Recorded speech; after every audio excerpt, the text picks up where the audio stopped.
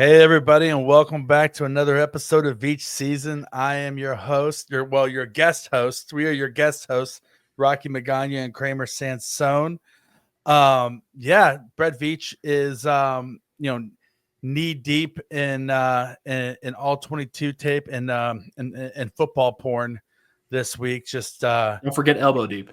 Yeah, elbow deep. I mean, he's just like he's all in it. He's all in it. Like for those of us tape heads who are just like complete, just like total pervs for the game of football, like he's watching so much all 22 right now. It's like he's in like a never ending bukkake video of all 22 film. I mean, we're talking just prospects just coming at him from left and right. They're coming. They're coming just from all angles. Like, I mean, just ball, yo, you got the hands to catch the balls, can they the agility, right? To take a shot and let it glance off of them instead of taking it square on, the thickness, the girth of everything on the plus size, strong and fast hands. All these players have them. He's got to find the right one. It's like finding a needle in the haystack for him. Yeah. How fast are they off at the snap? What's their hand strength, right? Their grip strength. Like that's always really important for guys. And desperately length. Trenches. Length in the arm strength. Length and arm strength. Explosion, metrics as well. Just all sorts of things. And surprisingly enough, vertical. Vertical is really important when it comes to all 22 bukkake. Yeah, shockingly. But yeah, and Kramer, if you're watching this on YouTube right now, there's something different about you. Did you get a haircut or? I did. I haven't done anything. I need to probably shave a little more, but I don't think I really did much. But now, speaking of it, you haven't really opened your eyes since we've started talking. Well, I mean, I'm really high right now. Okay. No, I'm not actually high right now. If you guys are watching us on YouTube, you'll notice that we are cartoon characters on today's episode. Just why? Because we thought it'd be funny. Because why not? Giggles. Because why not? There's really no other reason for it other than to say if you're not watching this on YouTube, you should go on YouTube and see what the F we're talking about. Because otherwise, this whole segment here is going to make absolutely zero sense to you. Real quickly, do you have like two microphones like by your mouth right now? It looks like I wasn't talking about all 22 bukkake for no reason, right? I got audio bukkake coming at me.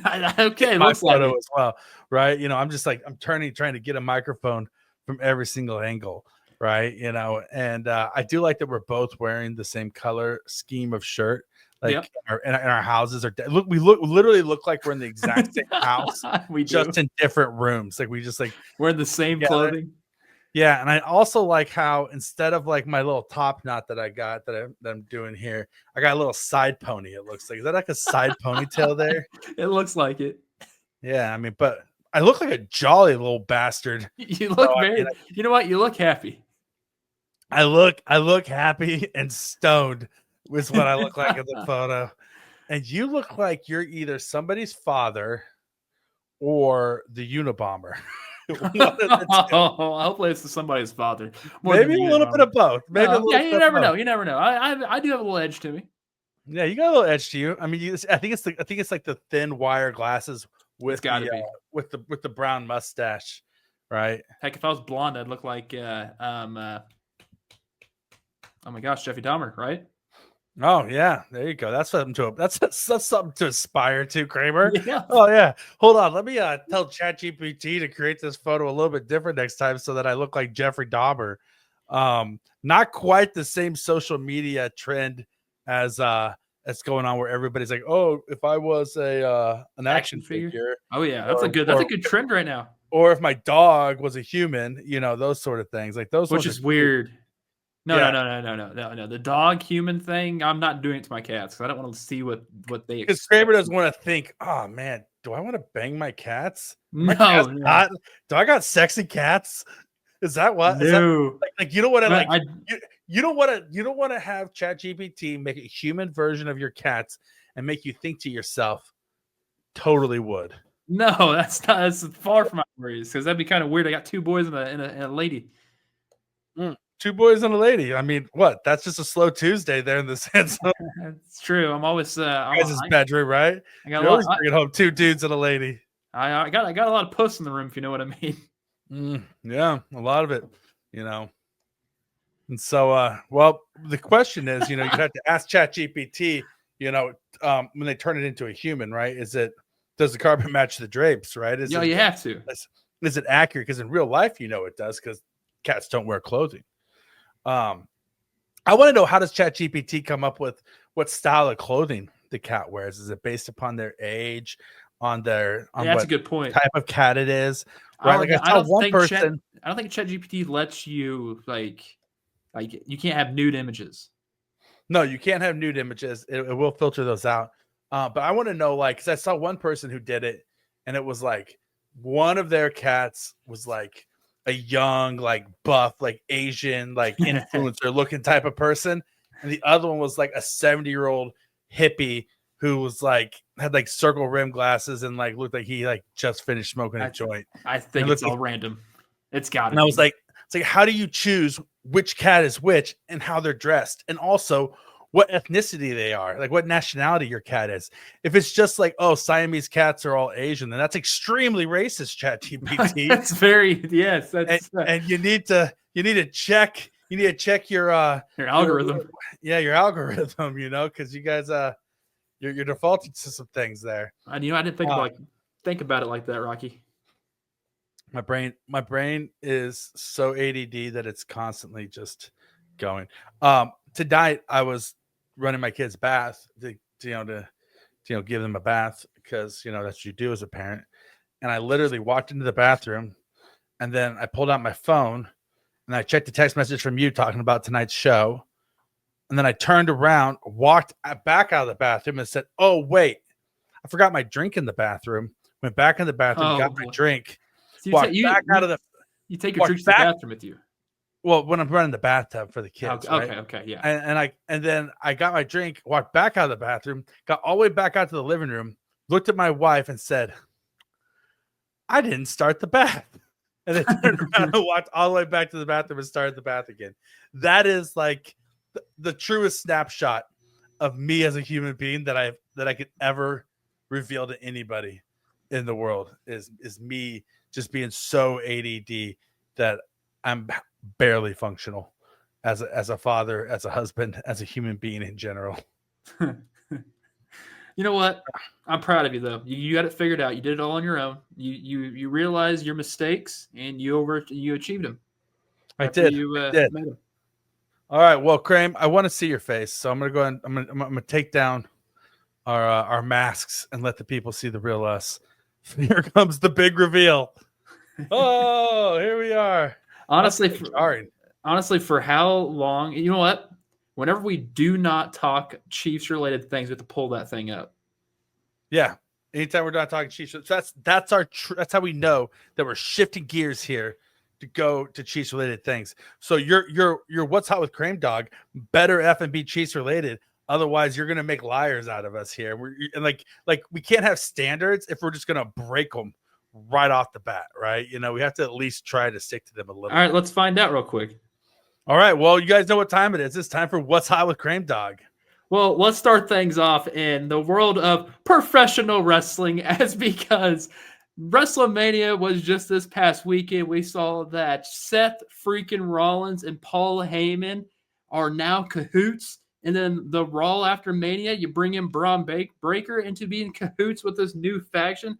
Absolutely love it. We saw John Cena become Mr. 17. Yes, he has won 17 world titles in WWE. I was pulling for him the entire time, even when he came back and won his Elimination Chamber match. And I was so full with it on the John Cena stuff. And WrestleMania came and it's gone. It was fantastic. Night 1 and night 2 was electric. And if people watch, please let me know.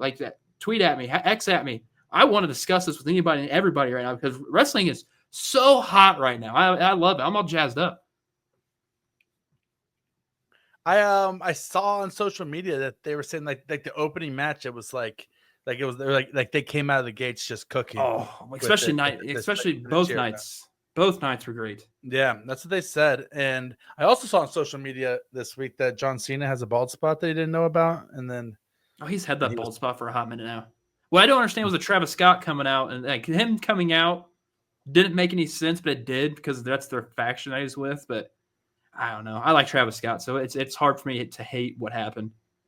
You know, here in our household, my youngest, his nickname has always been Abuelito because when he was born, he was like a little old grandpa. And so we just called him Abuelito because he just like walked around the house like a little old grandpa. But now that he's getting older and he's almost 2, he's turned into a complete psychopath where he just is just jumping off of things. Like he like doesn't even like look below to see what's below him. So it's like Jeff Hardy. Off. Well, yeah, kind of like Jeff Hardy, but instead of calling him Jeff Hardy, I've started calling him Baby Mysterio. Baby Mysterio.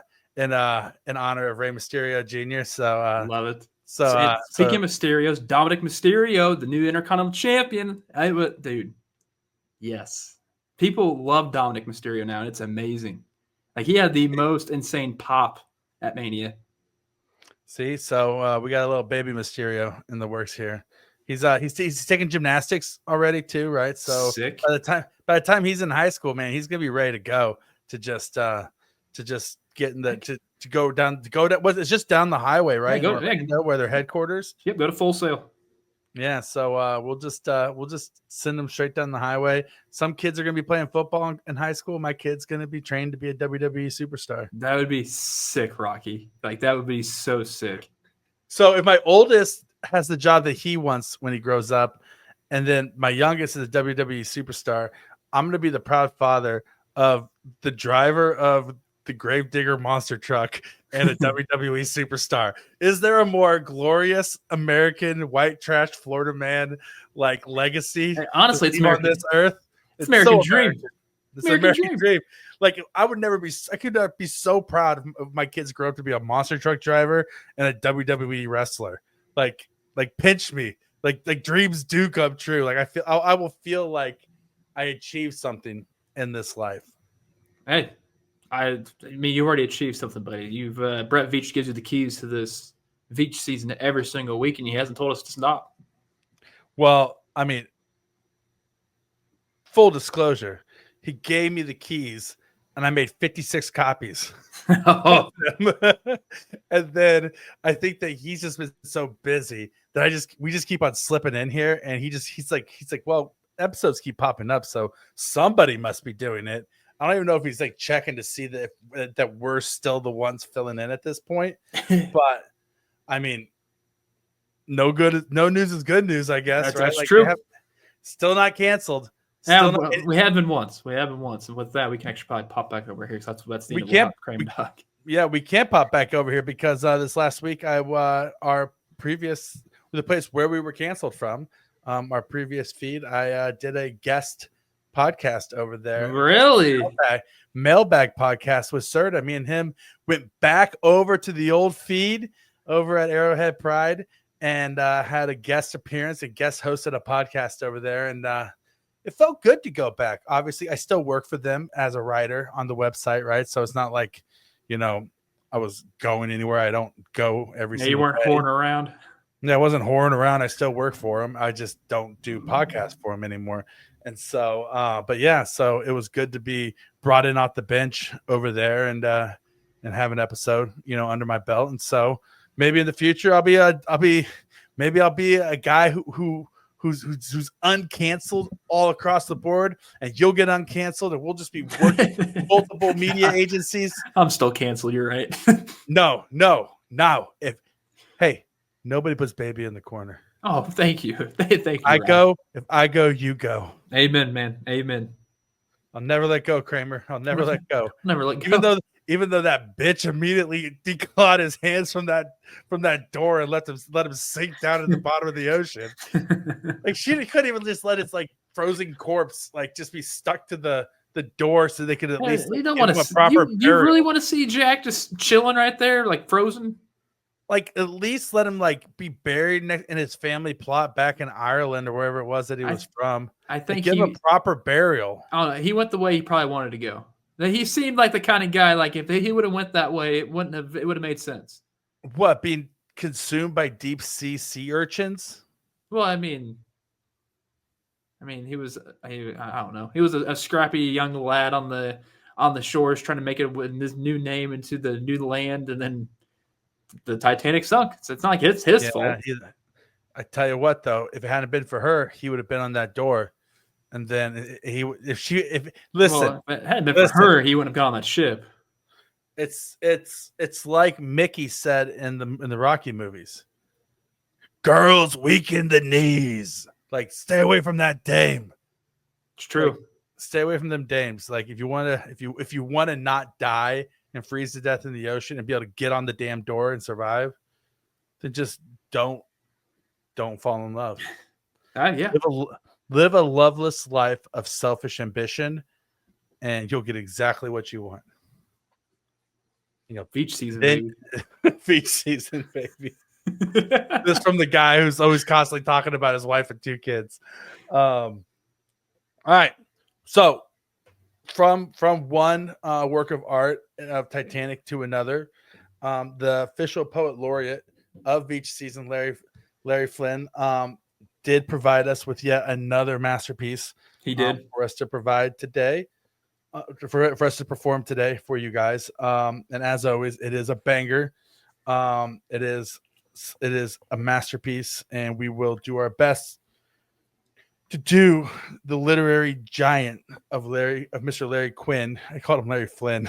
Yeah, I thought you said Flynn, but then again, I thought you said Quinn, so you could have said 2 different things. Larry Flynn was a pornographer, and Larry Quinn is a literary genius. The People versus Larry Flynn. It was a whole movie back in the day. He was the guy who started Penthouse. And so don't know what that is, bro. You are so young. So before we had a thing called the internet, you actually had to go to a store and buy your pornography. Yeah, you used to work at one. Yeah, well, that was a blockbuster. Same thing. You had that curtain back there that all the boys wanted to go back. No, they didn't. That was the thing. Was they had the Skinemax videos that were like the direct to store, but they didn't have actual like quote unquote pornography, right? And so they had like the Zalman King's Red Shoe. We carried like the Zalman King's Red Shoe Diaries, or Embrace of the Vampire starring Alyssa Milano, or there was another one. What was that one called? It was called like Night Heat or Cold Heat or something like that. And it started Stacey Dash, and she was a cop. But they were all like these like very soft core, like just not like actual adult films, like stuff that you would see at like 11 p.m. on Cinemax and HBO. Okay, so not like Spike or anything like Mansers. No, it was like it's like the stuff that like back in the day you would see on HBO and Cinemax late at night that like you'd catch your dad watching, and then he'd go to bed and then you'd start watching it. Like that sort of thing. And your dad would get all flustered and be like, "What are you doing out of bed?" I'm preparing for work stuff for the morning. Yeah. And then I have a feeling you've had a firsthand experience with this, Rocky. I never have. Well, no, I didn't have a first-hand experience with my family because we were too poor and we didn't have cable growing up. But I spent the night at friends' houses where that occurrence did occur more than once, and so but no, not in my own household. Good. So anyway, back to Mr. Larry Quinn, not Larry Flynn, and his artistic masterpiece. We're gonna DP this thing like we did last week. Yes, we will. And we'll tag team it. And would we be spit roasting this poem? Let's spit roast it. Yeah, we're gonna spit roast this poem. Give it the old Crocky J. The old Crocky J. All right, so I'll take the first part, then you take the second part, and we'll go back and forth until we reach a climax. Yes, sir. All right. This one is called The Gridiron Prophecy. In April's dusk, the stars align, where fate and film and war rooms twine, no dungeon deep, no mountain pass.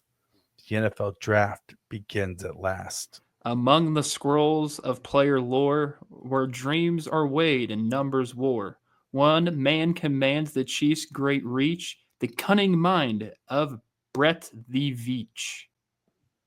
A master scout with vision clear, he sees the stars that others fear. Through whisper loud and chaos near, he carves a path with no veneer. But not alone does Veach divine, two voices echo, bold, sublime. From windswept plains and Twitter's flame, the prophets rose with scared aim. Sacred Aim, my bad. Dyslexic. Kramer Sansone, seer a tape, his vision form from draft board shape.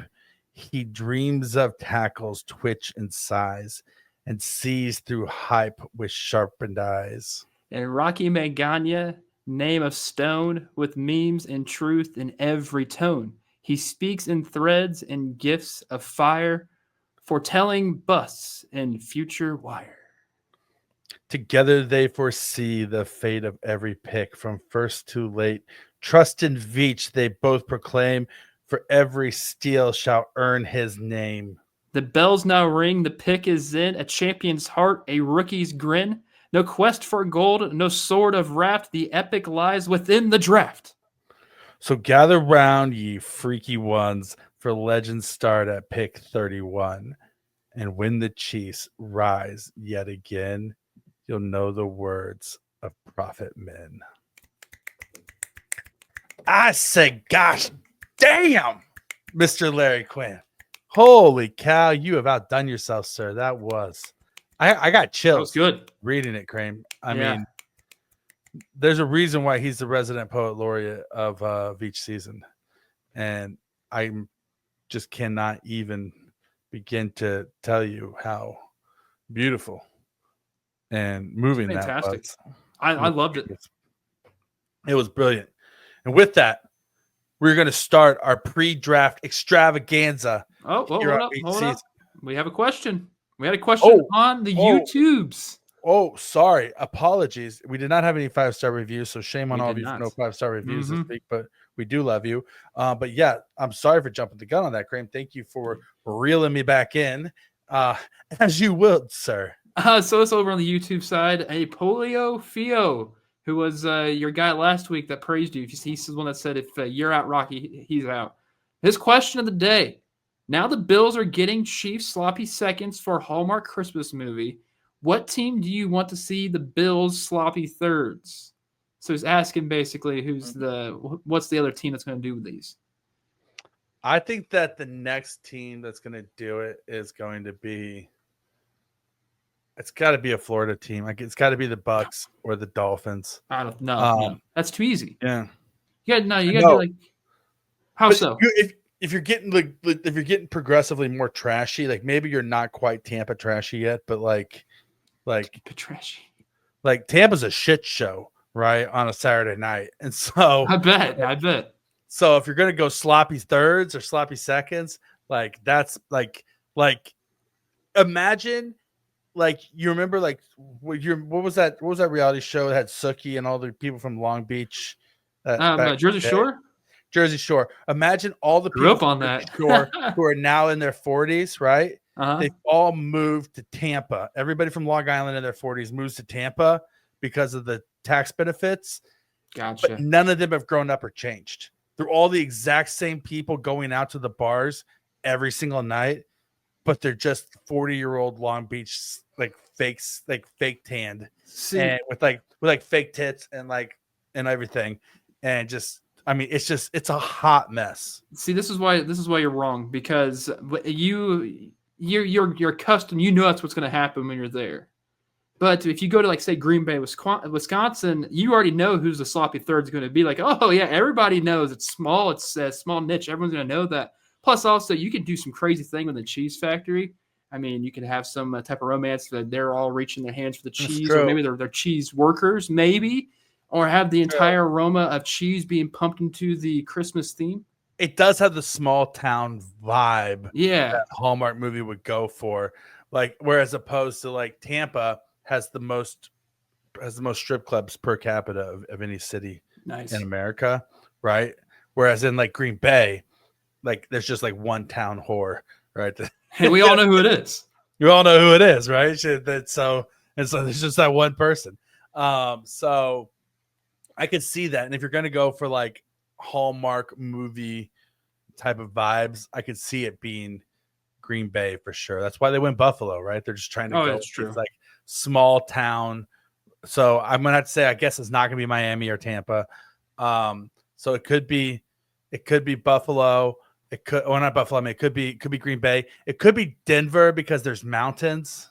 Nah, right? that's too easy. That's way too easy. I know, but they love a mountain cottage at Christmas time. Oh, you're right.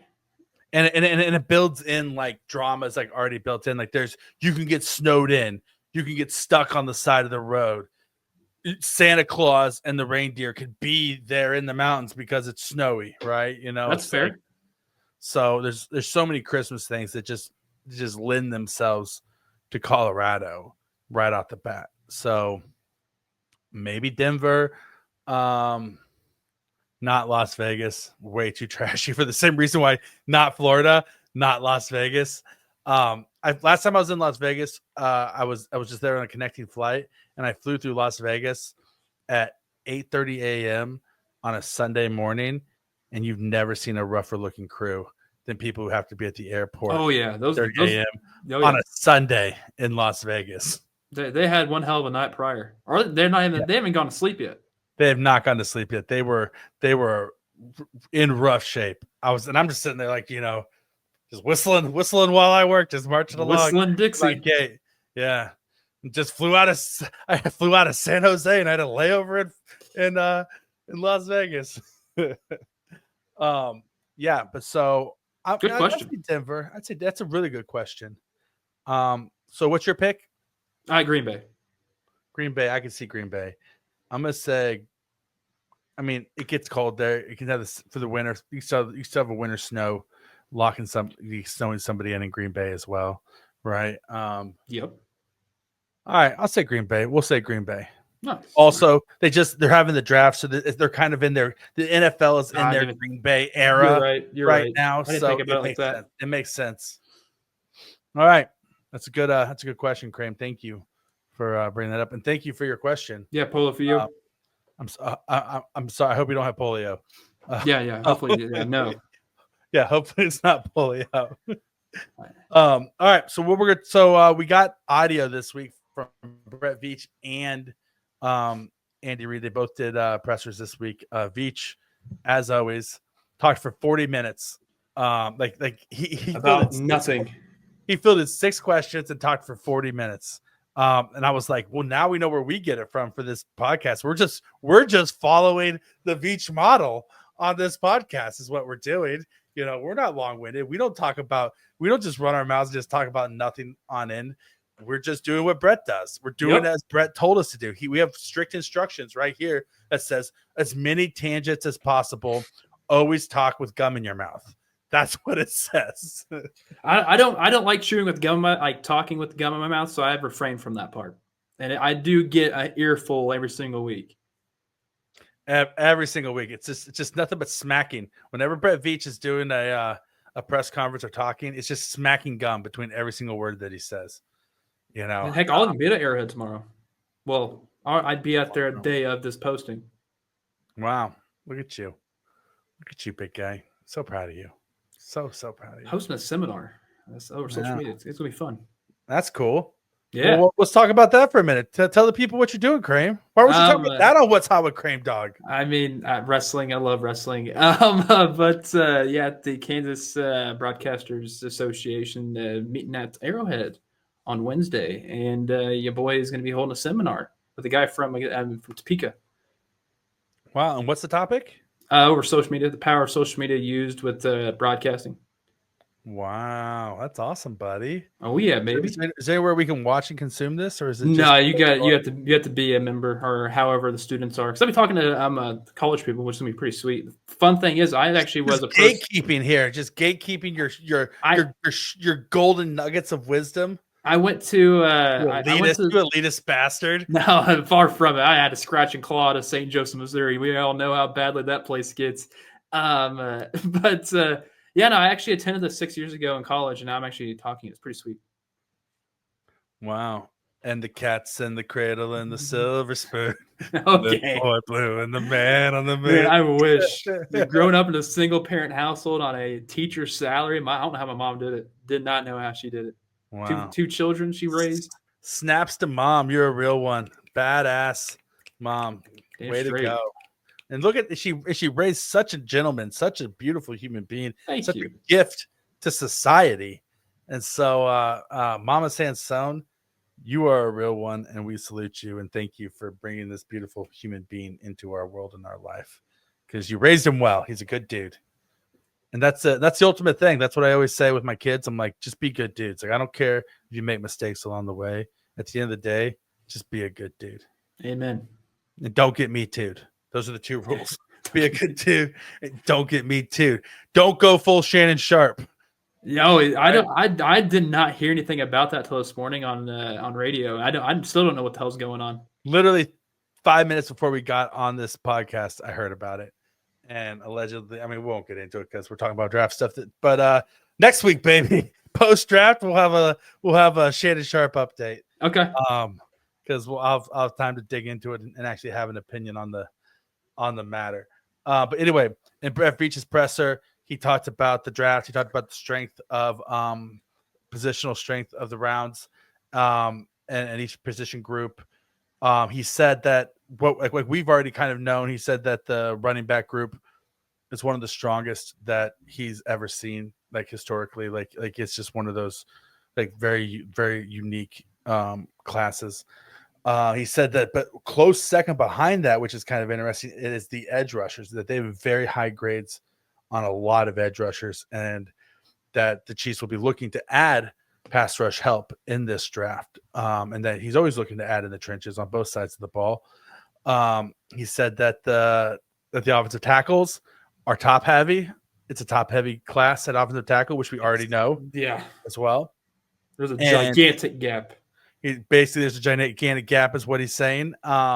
He said that there are playmakers at wide receiver, but there's also a drop off there. He said that the interior defensive lineman is about on par with what they're used to. He said that he believes that there is, where there's not top end talent necessarily at cornerback, that the middle rounds 2 through 5, he said there's a lot of good depth at the cornerback position throughout the rounds, like 2 through 5, but not at the top of the draft. And so with all of and he also said that basically it's impossible for the Chiefs to ever trade back from 31, because anybody who is because basically, for those of you who don't know, like every year there's about 12 to 17 players that actually have first round grades from scouts, right? There's 32 picks in the first round of the draft, but only like the top half of that first round are actually guys that like scouts think are good enough to be first rounders. The rest of them are just really good second rounders that are the best available, at the positions of need, but they're not guys that they have a first round grade on, which is why when a guy who you do have a first round grade on slides, you trade up to go get him, right? Like the Chiefs did with Trent McDuffie, right? The Chiefs weren't even necessarily looking for a cornerback, but he slid and they said, oh, we have a first round grade on this guy. We're going to go up and we're going to go get this guy. Right. So he said, there's never 31 guys with a first round grade on them. And so nobody's looking to trade up to pick 31 to get a first rounder. They're looking to go higher than you, right? They're looking to go to 15 to 16 to 9 to in the top 10, right? Not pick 31. And then he said the other thing that people always say to him, especially, he said people even within his own draft room are like, well, what if we just trade out of the first round because somebody might want to trade up to take a quarterback to get that 5th year option? And he said, you know what? In all the years I've been doing this, I've been here. They've implemented the 5th year option. He goes, not a single team has picked up the phone to call us and inquire about us trading back out of the first round so that they could trade up to take a quarterback to get the 5th year option. He's like, not once. He said, on average, the Chiefs' phone rings 3 to 5 times a draft. That's not which much. which I thought was crazy. I thought that it'd be bringing a whole lot more than that. He said they make more calls every single draft than they receive. I bet. I bet they're calling every single pick. Like Yeah, wherever they think their zone is that they could actually like get to. Like I think it's 18. I've been 18's been my number this entire time. He might be calling 18 all the way to 31 or 30 to 30 with the Bills, and the Bills might be stupid enough to say yeah, like usual.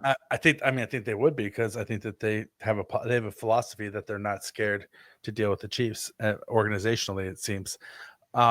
Whether or not they should be scared, I don't know, but that's just their organizational philosophy. Yeah. He also said that he's just wired not to trade back. Like he said, on principle, he believes in trading back, and he thinks it's smart sometimes. But he said the way that he's wired as a human is that he's aggressive, and he's much more apt to go get the guy he wants than trade back and try to wait for that guy to. And that's the GM you want. And that is the GM you want.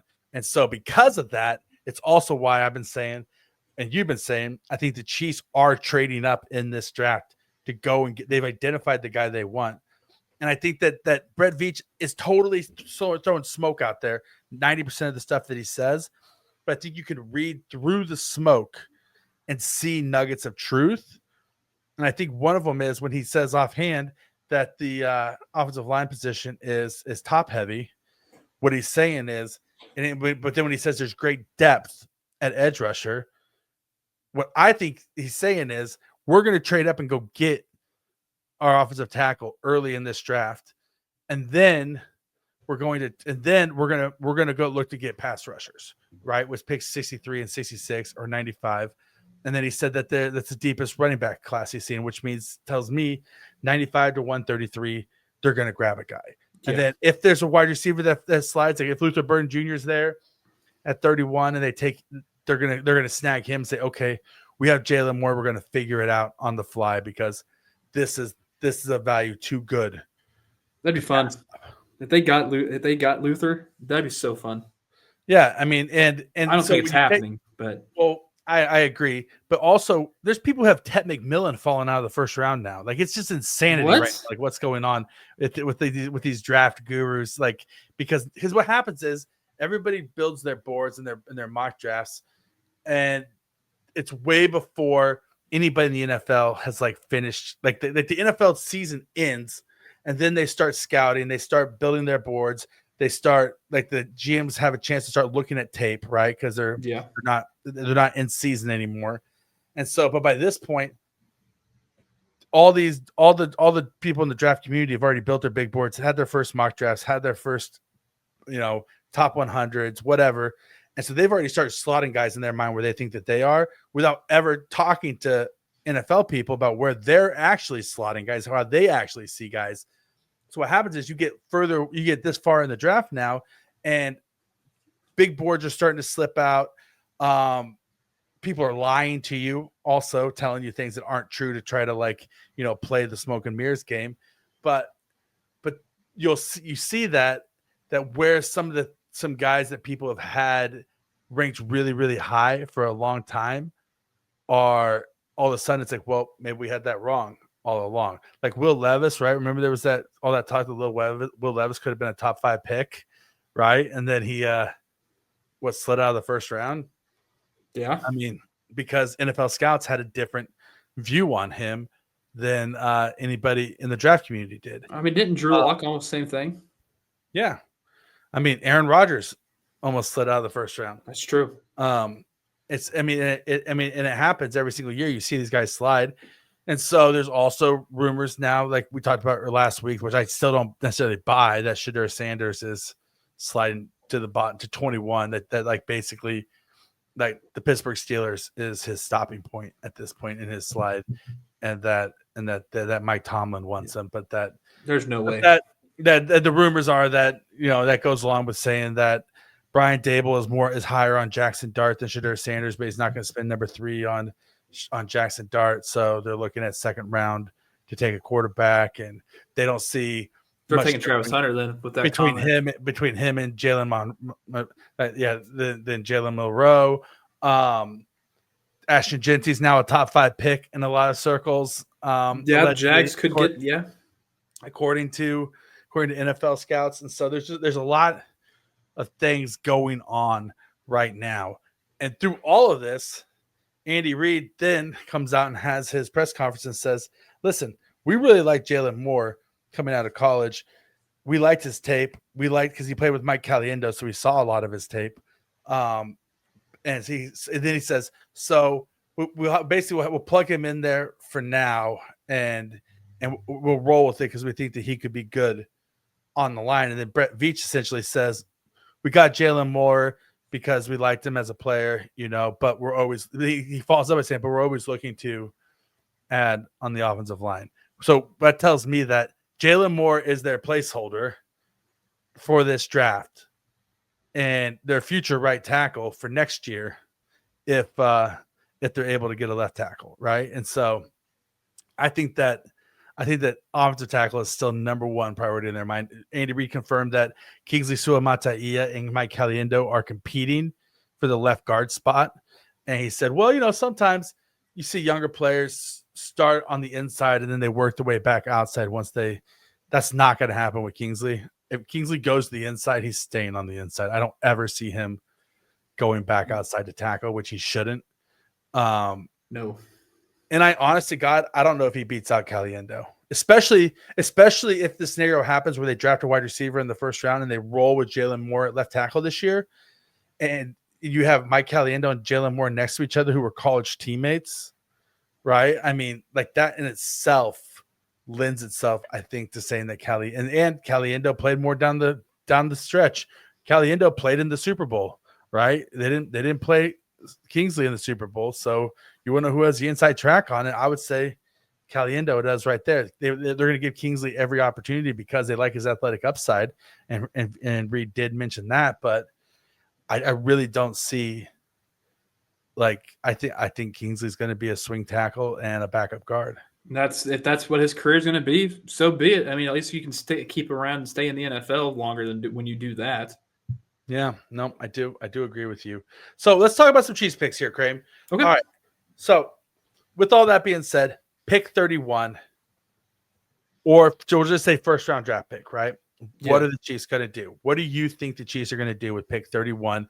Feet to the fire, gun to the head, whatever analogy you want to use, right? Like they're holding your family hostage. I don't know, whatever you want to use. What are the Chiefs going to do at pick 31 in this draft? I think they do offensive tackle. I don't know who it's going to be, but I think they go with the offensive line because it's just it's a big key factor of making the engine run. Because we know what happens when how bad it gets, and you're trying to plug a gaping hole with some duct tape that's very loose, thin. Maybe not even that. Maybe some masking tape. That's not as good as duct tape. Like it just wasn't great last year. They finished terribly. And it's bad saying that they finished terribly knowing that they lost the Super Bowl. Well, they lost because their offensive line couldn't help them to protect Patrick Mahomes. The exact same thing happened when the Chiefs lost to the Buccaneers in the Super Bowl. It's the offensive line. What they do, they reassess the offensive line that offseason. I think you have to do the exact same thing via the draft, and hopefully they can get the guy that they truly need. And the guy that I truly want, seriously, is Kelvin Banks Jr. I don't know if he's going to be there, but you have to, no matter what, use this draft pick, whether if it's at 31 or trading up to get something, you have to use it on an offensive lineman. I saw a thing recently that said that there was some NFL executives, they weren't named who, of course, that were not very happy that Mike Tice, the former NFL head coach and offensive lineman, right, and offensive line coach, went on his son Nate Tice's draft podcast over at Yahoo Sports.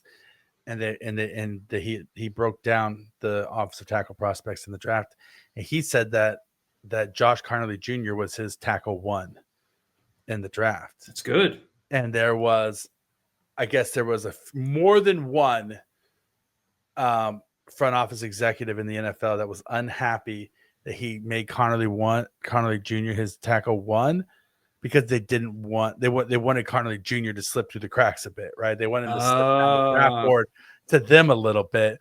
And if Mike Tice comes out, who's a very respected offensive line mind, comes out and says, "Oh, he's my tackle one," then suddenly, other GMs or other front offices might be, okay, well, wait a minute. If Mike Tice says this guy's the best tackle, he was the first guy we mocked the Chiefs to ever drafting this year was Carnley Jr.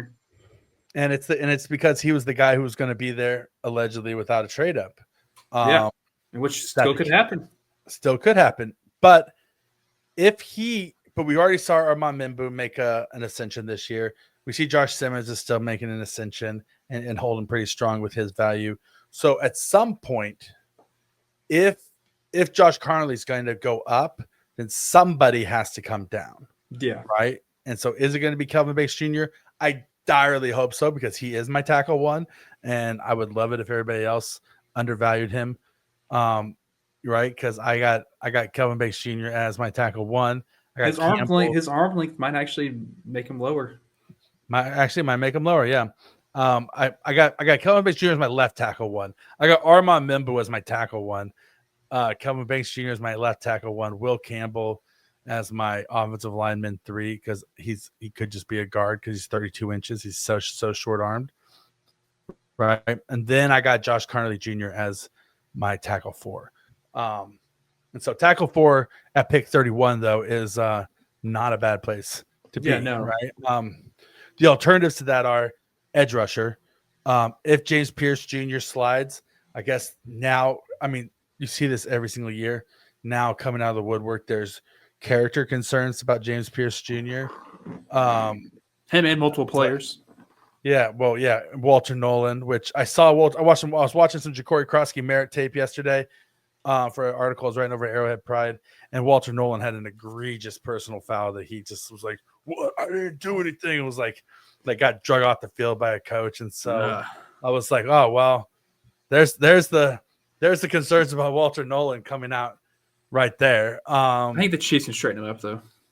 Oh yeah, if he's at 31, I take him in a heartbeat. So I would say at 31, the Chiefs are either looking. I think they want to trade up, or I think ideally they want the offensive tackle to fall to them. But I think they're prepared to trade up moderately into the late teens to get the tackle that they want. And if not, they're going pass rusher or wide receiver. I think that it goes like this: they want an offensive tackle. If there's not one there, they're going to take a pass rusher unless a wide receiver falls to them, and then all plans go out the window. They're taking the wide receiver for Patrick Mahomes. Oh, yeah. I can see that happening. I think that's exactly how their mindset is for this. I think that's how they value it, and that's how they build it. And so then at pick 63 in the second round, what do you think they do then, Krame? If I had them going offensive line in the first, I think you have to assess the defense, especially on the defensive line, maybe possibly interior. But it's, I don't know, maybe pass rush. If it's there, there's a lot of defensive guys in the spot. Like even if you would go defensive line, Norman Lott out of Tennessee, I do like him. Or heck, even if Jared Ivey, if he's there, like I think that those are 2 guys you could probably do, because I mean this is the pick where you have this pick and what you have 2 picks after that, so it's kind of like a slam dunk type situation. I think you assess a defensive edge in the defensive line of these 2. I agree. I think with 63 and 66, you do that as well. I think that the caveat there is if there is a cornerback that they like at 63, they're going to take him because that's kind of the beginning of the top end, right, of this draft, of the cornerback position. Like if a Darian Porter I think that here's what I think it is. I think that in the second round, if any one of 3 Iowa State players are available, the Chiefs are taking him when it's their pick. If Jaden Higgins, Jalen Noel, or Darian Porter are available when the Chiefs pick, the Chiefs are taking one of those 3 players, because I think Darian Porter would be nuts. I think that the drop off in the wide receiver position is significant after those 2, and I think that they both fit what the Chiefs want to do so extremely well, and they're both so talented that they would be day one contributors.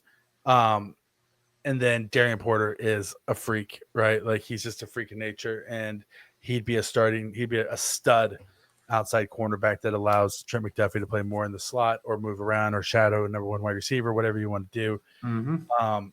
And so I think the Chiefs definitely value that as well.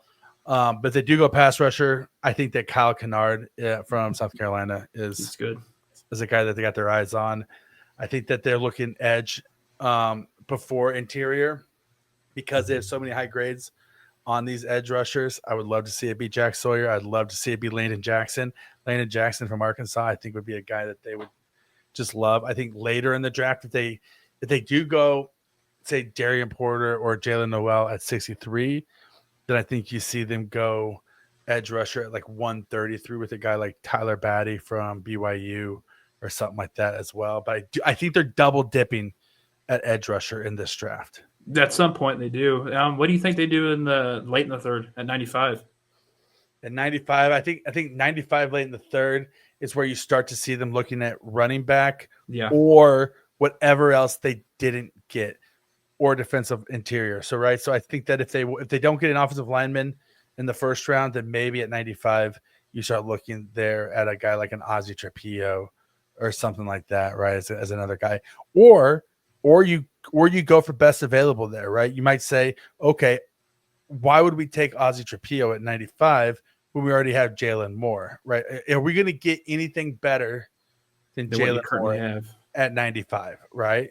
Yeah. If the answer is no, then you go best available player, which is going to probably be on the defense or at running back, right? So then you start looking at, okay, do I want a difference maker at running back? Is there a Dylan Sampson here? Is there a Damian Martinez? Is there a DJ Giddens? Is there did Quinshon Judkins slide, right? He's been falling in a lot of mocks. Yeah, right. No, so do I take one of these studs? Hey, don't sleep on Devin Neal. He's a real deal. Dude, I love Devin Neal. A real deal Devin Neal. I think that he goes later in the draft than that, just because of his size and the amount of carries he had. I think Jacory Krosky-Merritt, though, goes higher than people have him mocked to go. Even though he's 24 years old, he's going to be halfway to 30 when he gets drafted as a running back. But he also only had 350 carries in like 6 years in college. He's fresh. He's still got a lot of tread on them tires. He only played one game last year because then the NFL was like, dude, you're a grown man. You can't play here anymore. You're an old dude. You can't be in here. Yeah, and he has straight line speed. His vision is elite. He fights for yards. Like, I mean, I talked about him until I was blue in the face how great I think he is. But yeah, I think edge rusher is not out of the question. I think defensive interior is not out of the question. I do think offensive lineman is probably out of the question now that I think about it. Cornerback here. If they don't take a cornerback in the second round, you can see a cornerback go here.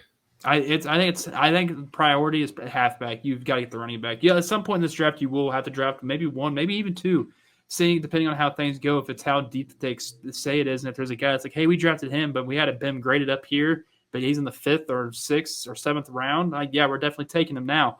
I could see that. I think it's halfback here. It has to be halfback at this point. And also, I don't see them trading this pick at all in the draft. This is going to be a pick that's going to stay in their back pocket no matter what, and they're actually going to use 95. I think, honest to God, I don't think that they trade 31, 63, 66, or 95 in this draft. I could see them trading 66. If you're trying to move up in the first round, that's one pick that would be one. The reason why I say I don't think that they do is because of the value there. The value of the draft is in that range. Gotcha. Like elite pass rushers are in that range. The wide receivers you like are in that range. The cornerbacks you like are in that range. But if it's going to get you that guy that you desperately want in the first round, you're going to trade one of them picks. I agree. I think that they try to trade a 2026 pick instead. I think that the Chiefs are more likely to trade a 2026 second rounder than they are to trade the 2025 66 pick. I can see that. I can see. Yeah. And so that's where I think that I think that this is the draft that they want to fix the line, add pass rush, because guess what?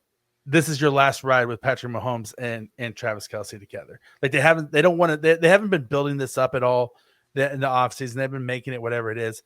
But make no mistake, this is the last season of an era of Chiefs football, right? Yeah. And you want it to be as good as possible. You want to end on a banks. You know for a fact this is Travis Kelce's last year. Exactly. And let's be honest, if you're not going to fix the line, offensive line, you're going to have to go with a mediocre offensive line. The only other way that you can level the playing field then is by having an elite pass rush that absolutely destroys the opposing offensive line and puts their quarterback in conflict on every single play and gets inside of his head, like the Philadelphia Eagles did to the Chiefs. Now, the Philadelphia Eagles also had an elite offensive line, and they were just blew the doors off of us. But having an elite pass rush is the one thing you can do to absolutely take over a play and just destroy it and shut it down from a defensive side of the ball. So I think that because Brett Veach said that it is such an elite edge rushing class, I think that they don't double dip at running back, even though it's a historic draft class, because the positional value of an extremely talented edge rushing class is greater than double dipping in a historically great running back class. I think that you're right. They probably do spend like 95 or 133 at the latest on a running back, and they try to get somebody that they have a really high grade on and get value there. Then I think that at some point they take a second edge rusher. Oh yeah, no. I at some point they do later in the draft. I mean, you're gonna like they're gonna get one in the either 63 or 66. Like that's what's it's. We kind of foresee it. Brett's already kind of even spoke about it today anyway, so it's like we already know it's coming. And I think he even said it a handful of weeks ago too. It's like their wheelhouse is 20 through 100, and like you mentioned, they're going to keep those picks. So yeah, I mean, it's gonna be hard. He also said they haven't done any tape. They haven't watched any tape on any quarterback since they drafted Patrick Mahomes. And the question do they really need to? Yeah, they don't need to, right? Yeah, why would you, right? And so that was the whole thing. Like this. So if Quinn Ewers is there at Mr. Irrelevant, they drafted him? Probably not. Probably not. They haven't watched any tape on any quarterbacks. They got Gardner Minshew. Andy Reid doesn't want a. Hell yeah, Andy Reid doesn't want. I love Gardner. He doesn't want to spend a draft pick on a quarterback. He wants a wily old veteran. I think that that with these the 3 7th rounders they have though, you're going to see them just starting take best player available or fill out the depth chart with guys that they positions they weren't able to get, right? Like you saw them do a lot of work on 7th round offensive tackles, right? So that tells me that they want to trade up for an offensive tackle, but if they can't, then they want to get a body in there they can start to develop and maybe hit on a lottery ticket. And that they liked when they brought him out on a visit. Yeah, they're going to take a shot on a guy. I think you're going to get Uncle Dave getting his one player in the 7th round too is probably going to be Brandon George, that linebacker. Either that or he's going to be an undrafted free agent by the Chiefs. And then best available, I think it's just going to be best available, right, in the 7th round. It has to be. You have 3 picks in the 7th round, so it's going to have to be best available. Yeah, I would love to see it be Howard Cross III. That'd be sweet. That'd be awesome. That's our guy. I love it. That's our guy. We love him to death. All right. Before we get out of here, though, let's talk a little bit of what the rest of the NFL is going to do. Let's just take a look at the first round and see if we can't put on our prognostication hat and see if we can't decide what's going to happen, see through all the smoke, and choose the right picks for the first round. Or choose our own adventure.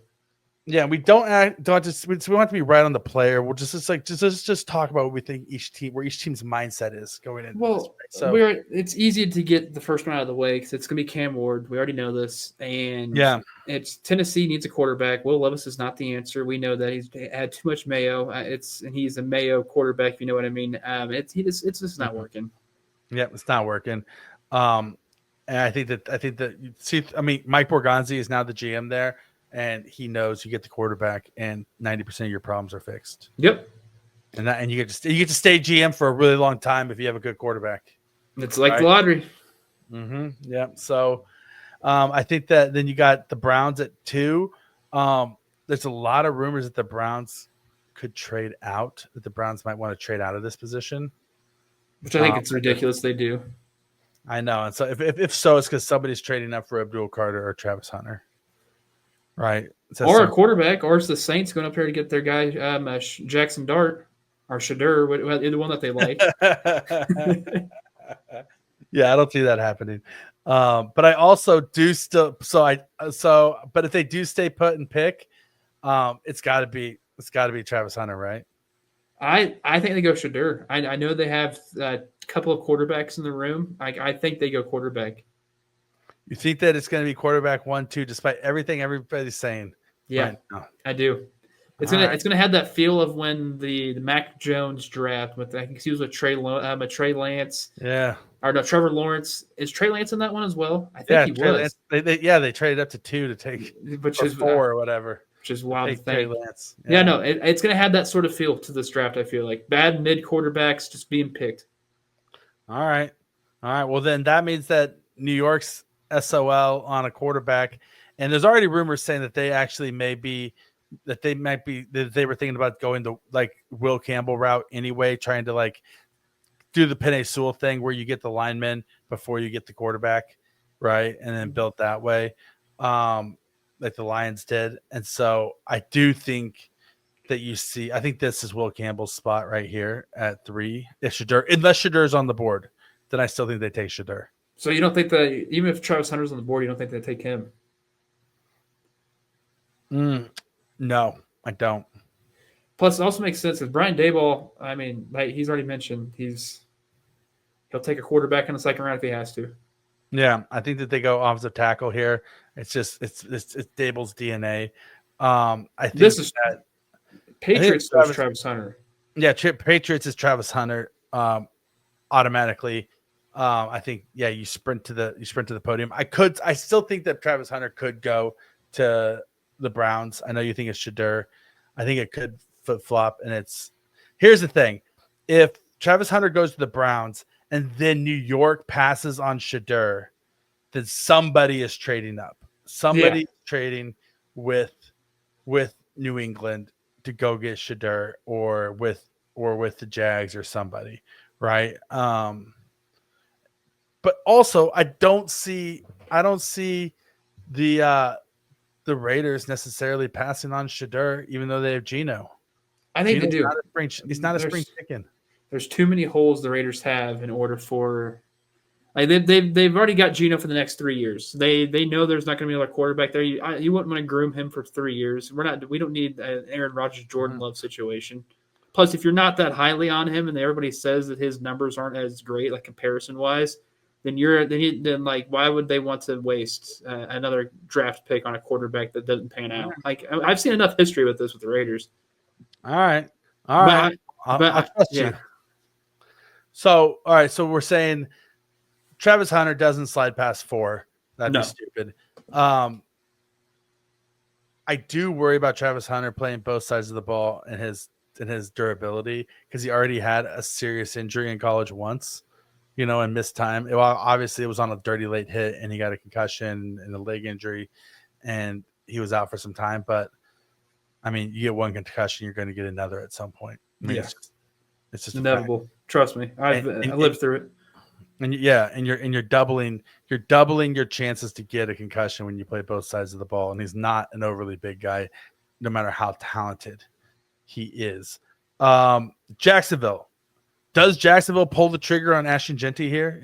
Are they going running back, or if Abdul Carter's there, they're going Abdul Carter, right? I think they go Abdul Carter. I do. Or they go, but they have Travis Etienne is still there. So was it Bigsby? Tank Bigsby was also the backup running back there last year. It's like, do they really need a halfback? No, it's getting the value. They love their running back names, and they love their Jacksonville is a city like Kansas City where they love their running backs. Their running backs become town heroes. That's fair. Yeah. And so, but yeah, no, I can see that. So then if they don't go Jeanty, then there's Mason Graham. Yeah, right. So they're going. Yeah, there's Mason Graham. There's Abdul Carter. I mean, if Abdul Carter's there at 5, also there's no way that they don't take Abdul Carter if he's there at 5, right? That's true. Yeah. No, they don't. I wouldn't. No. So then the Raiders get Mason Graham at 6. If it's either Mason Graham or Ashton Jeanty, but I also, in case, like say the say for some reason the Giants don't get Will Campbell. I can see Will Campbell sliding to 6 and the Raiders taking the best available tackle for their team. I can definitely see that.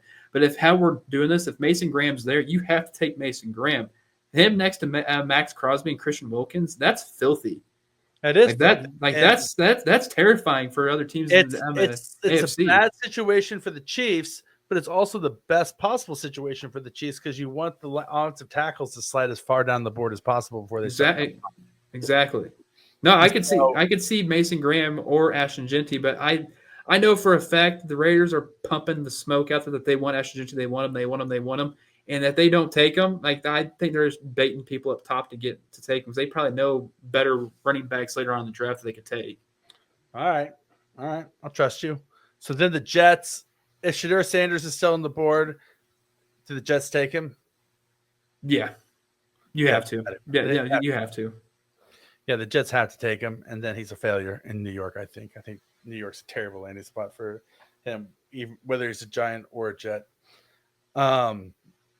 Otherwise, because they had Justin Fields. Like, is that what you feel confident with? Just because he has two of his boys from Ohio State he's throwing to? Come on. Yeah, no, I don't. Okay, so then Abdul Carter in this scenario is still on the board or off the board? Abdul Carter's already gone in this scenario. He's already gone. And then Graham's gone. Yeah, because you got Raiders. Okay. So then what? So are the Jets looking at tackle here then? Yeah, Minbu wouldn't be a bad option. Yeah, it would be a good option for him here. If they do go wide receiver, they do think wide receivers need a bigger guy to go the opposite of what's so you have Garrett Wilson. You do McMillan, maybe. Yeah, Ted McMillan opposite. I can see that. And then that brings up the Panthers. The Panthers then go Egbuka. Yeah. Right? Egbuka. Well, in our scenario right now, if they need a running back, Ashton Genty, they're also a running back team. Yeah, that's true. They go Ashton Genty. They could also go best defensive back. They go Malachi Starks, maybe. Yeah. In the draft at that point. Or you go Jahdae Barron. Yep. You do go Jahdae Barron. Jahdae Barron definitely is getting a lot of buzz as being a top, like a lock for a top 10 pick. People are saying. And then you got New Orleans at 9. What is new? So Genty slide stops at 9. It would have to, because they desperately need a running back. Yeah, Genty slide stops at 9, regardless, and then. This could be a Walter Nolan for the Bears. It could be a Walter Nolan for the Bears, or it could be a or could they do Minbu? Yeah. That offensive line is still bad. Yeah, it could be Josh Simmons as well. Simmons. It could be Calvin Banks Jr. Or it could be Malachi Starks. It could be Malachi Starks. They've got so many holes to fill, I think, on the Bears. It's unreal. They've had the same problem for like the last 3 years, 4 years, 5 years. I mean, really, at defensive back in general, like it could be Will Johnson at that point as well. Yeah. It could be, you're getting late enough in the first round where you're just trying to grab guys that you have, round 1 grades on, right?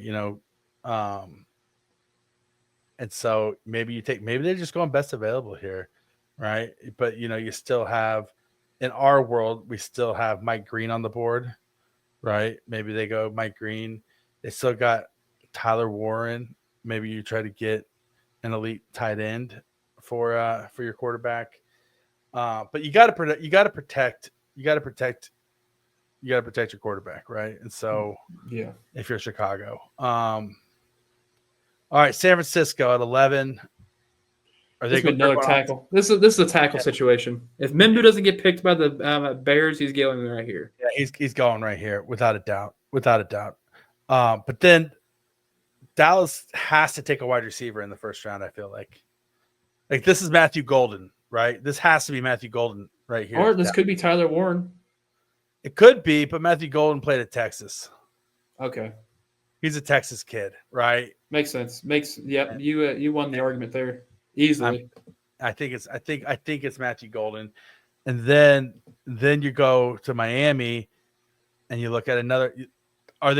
Does this Kelvin Banks Jr. right? Like there's so many tackle needy teams that it's like, how does he make it to us? Or Josh Simmons. Yeah, could be depending on what side of the tackle they desperately need on. It's true. That's true. Or they could just assess the defensive line, and I mean, I know it's Miami. Walter Nolan could be a problem there, knowing he's in that location. But if he's sliding this far down, they need defensive tackle help. Their defenses with their pass rush and even their run defense was terrible last year. Yeah, I mean they could reach for a pass rusher as well. They could go for a guy like Mike Green, honestly, or even the Boston College kid. Yeah, Ezeraku. That's how you pronounce it.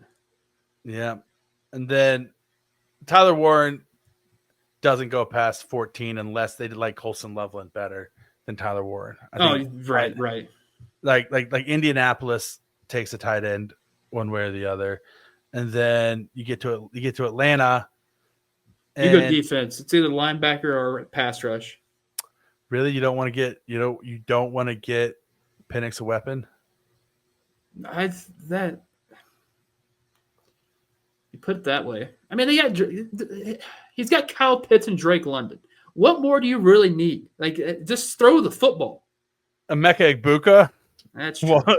You need a guy who can run in the slot. Or Luther Burden. Luther Burden the third. Like, you need one of those two guys is what you need. I think defense-wise is what they go to. Like, I think a Jihad Campbell makes more sense than anything else for him. All right. Yeah, Jihad Campbell could be him. Could be whatever pass rusher is still on the board, like a Mike Green, maybe. Could be Ezeraku. I mean, there's James Pierce Jr. could go at this point if they like his personality and some of the things that we've heard aren't true about him. Then you get. I feel like Arizona's taking a defensive back, a cornerback. If you get all the way down here and Will Johnson is still on the board, you take him. You take him. You have to take him, right? Like, you got to take him, right? Because of value, yes. Yeah, and then what are the Bengals going to do? I think this has been Mike Green's spot the entire time. I see that. All right, we'll chalk that in, and then okay. So then, say Shedeur Sanders doesn't get drafted and he's sliding. Does Seattle look at possibly taking him? No, they've got three quarterbacks. They're trying to openly move Sam Howell right now. Do they have three quarterbacks or do they have no quarterbacks? Well, they have Sam Darnold and Drew Lock. So they have one quarterback. They have no quarterbacks. They have no. Okay, I love Sam Darnold. I'm giving him the benefit of the doubt, no matter what. All right. Give him the benefit of the doubt. I'm just saying. Otherwise, do we see the first interior offensive lineman come off the board here? Right? Is this a spot where we see a guy like Booker? Not Booker. Yeah, who's the guard for Alabama? Yeah, I am totally drawing a blank right now. Veach season, baby. Veach, yeah, it's Tyler Booker. That's what I'm thinking of. Yeah, Tyler Booker. Yeah, no, I was thinking Tate. I was thinking Tyler Ratledge, but that's two people put together. Yeah, it's Tate. It's Tate Ratledge. It's Tate Ratledge and Tyler Booker. Yeah, yeah. So, all right, I can see that. Then what are the Bucks going to do? Edge, defense. Edge. Edge. Yeah, I think they want to go edge or defense. It's going to be on the defensive side of the ball in general, and I think they want a pass rusher. It could be Jalen Walker. They could go. This could be James Pierce. This could be James Pierce as well. I think he fits the mold of what they want to do. And then running back, I think that the Broncos are going running back here.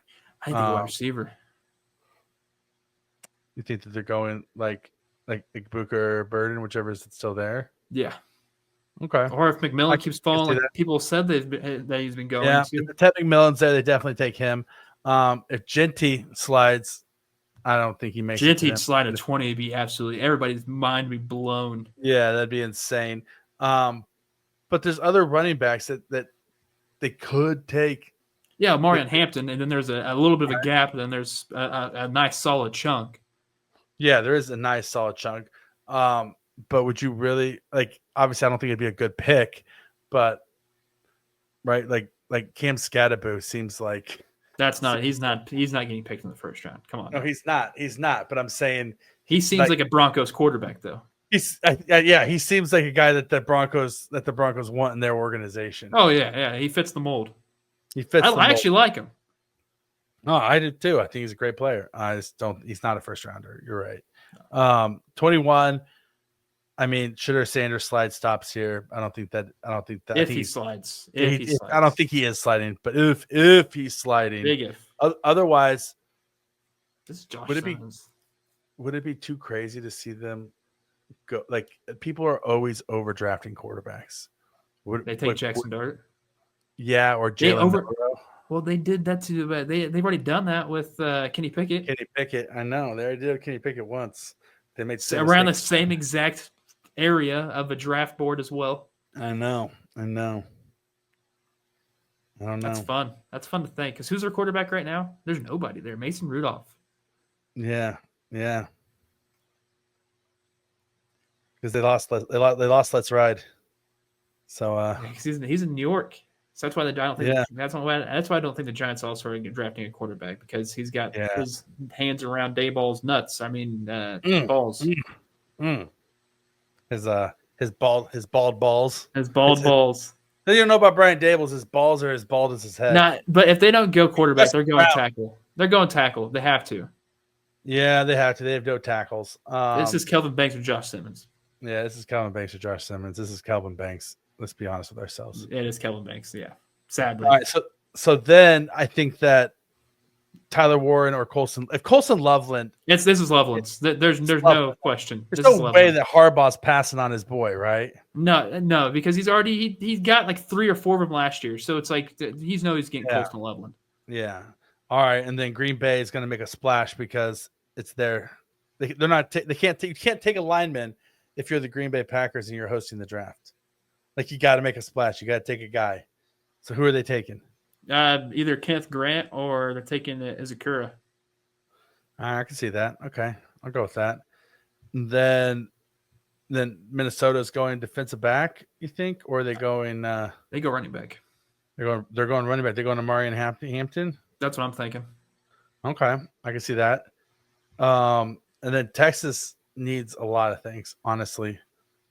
See, if Kelvin Banks was going to fall, I think he was going to fall here. Yeah.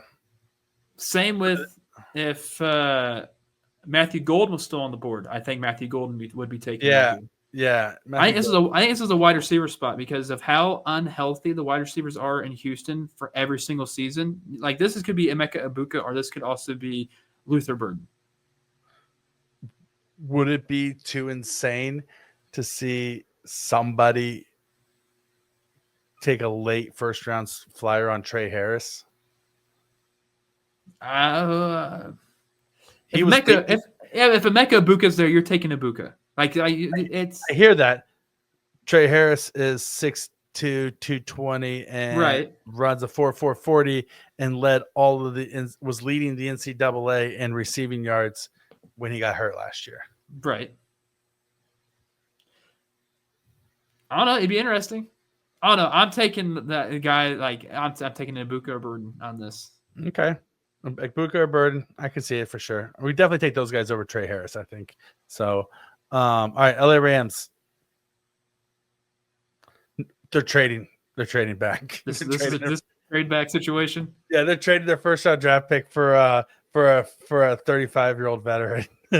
Makes sense. Sounds like something they do. Yeah, they're gonna trade. They're trading their first round draft pick for Mike Evans. Of course. They'll somehow win a Super Bowl or something. Yeah, they'll somehow work out for them. The Ravens are taking a pass rusher. I'm pretty much 100% sold on them taking a pass rusher here. I agree. Shamar Stewart seems like that's his likelihood. Yeah, I mean, I can honestly see him taking one of the guys from Ohio State even here. I think those guys are vastly underrated by a lot of draft nicks. Mikael Williams, I could see them falling in love with the traits and just going with him. Yeah. They don't hate a smaller pass rusher, so if Mike Green is still on the board, they'll go with him. Jalen Walker is a possibility as well. If Emeka Egbuka is still on the board at 28, he's going to Detroit. Easily. Easily. Like, that's their guy. Otherwise, what do they do here? I thought it was gonna be a guard. I thought if it wasn't Booker was gonna get it. Booker just seems like a guy, or James Pierce Jr., a guy that Dan Campbell wants. Like he sees the character in them and wants to pull that out and use it on the field. I can see that. I could also see them going with like a what's his face, the linebacker from South Carolina, Demetrius Knight Jr. Yeah. I can see him going with a guy like that. And then Washington, they're going to look at best available, I think. Once you get down this far in the draft, they're going to look best available at either secondary, running back, or edge rusher and see what's there. This could be a Trey Amos. Yeah, it could be a Trey Amos for sure. Yeah, cornerbacks are always overdrafted, just like quarterbacks are. People value them. And then the Broncos are taking who? The Bills, you mean? I meant the Bills. Yeah, not the Broncos, the Bills. Same thing. Same thing. Exact same thing. And then this could be Jalen Walker. Jalen Walker or an edge rusher. To the Bills? Yeah. Yeah. Or they trade it with the Chiefs, either one. Yeah. And then the Chiefs are on the clock, and then at this point, we already talked about it. If Josh Simmons is there, they take him. If Josh Carnley Jr. is there, they take him. If Kelvin Banks Jr. is there, they take him. Otherwise, I think they look at the best pass rusher, unless Emeka Egbuka or Luther Burden have slid. This could be a Nick Scorton pick. It could be a Landon Jackson pick. It could be anything. A James Pierce Jr. pick if he's still there. I mean, it could be Jack Sawyer for all we know, right? It's whoever that they value. They have higher ratings on the edge rushers than the rest of the world does. Brett Veach essentially said that, right? Like they see these edge rushers differently. Hey, do you like Nick Imamori? I do like him. Would it be too much of a stretch if the Chiefs would go here at 31 for him? Yes, but if they have him as like their guy, right? Then no, right? Yeah. I think that they're more likely to go like a Landon Jackson or a Mikael Williams or something like that, which I don't like Mikael Williams because he's so raw, but I think that's just a more toolsy type of guy there. Because if Josh Carnley Jr. is there, I'm saying him over Josh Simmons any day. Yeah. If Josh Carnley Jr. is there, he's the guy that they take. I think that later in the draft, we were talking about like pick 133, a guy to keep an eye on that I just think the Chiefs like because of his length is Quandarius Robinson. I don't think he's a mid-round pick, like 133. He's not a top of the pick guy, but I think the Chiefs would like his length and size. But a guy like Elijah Roberts in the middle rounds also from SMU is a guy. I could see him going Kyle Kennard in the first round. They did a lot of work on him, and there are games where he just takes over. He needs to be more consistent, but he made Will Campbell his bitch when they played LSU. The only reason why people flaunt the stat that Will Campbell didn't give up any sacks last year. The only reason why is because Kyle Kennard pushed him into the quarterback, and the quarterback threw an interception. And so, impressive. So all right, so fine, you didn't give up a sack, but you caused a turnover. So it's like, yeah, I mean, if you watch the 2024 tape of South Carolina versus LSU, there's multiple reps where like Kyle Kennard cooks on the right side. Emory Jones Jr. gets completely roasted by him. and then there's multiple reps where he beats Will Campbell. So I would see, and they met with him at the combine, so I could see them drafting him there. And then last but not least, the world champion Philadelphia Eagles take the best available player. Doesn't matter what position it is. Yep. Whoever's Absolutely left on the board that they have highest on their draft board, that's who they're taking. That's what they do every single year. They just compile good players. And it works. Obviously, they beat the shit out of the Chiefs in the Super Bowl. Still not over it. I never will be. All right, Krame. Hour and 25 minutes. That was a tight hour 25. That was a tight hour 25. We did our best, everybody. We said we were going to keep this one to 45. We kept it to an hour 25. All right, everybody. Thank you so much. It's draft week. Veach season, baby. Thank you for staying rocking with us in the lead up to the draft. We love you guys. Can't thank you enough for all the support. And be good to each other. Love each other. Me and Serta will be streaming live during the round 1 of the draft with multiple different people coming in and dropping in to say hey, say what's up. I'll try to drop in. Kramer's going to try to sneak into a broom closet and say what's up to us, even though he's going to be working. But just do your best. Do your best, Krame. Anytime, buddy. I got you. All right. We love you guys. Be good to each other. We'll see you guys soon. Peace.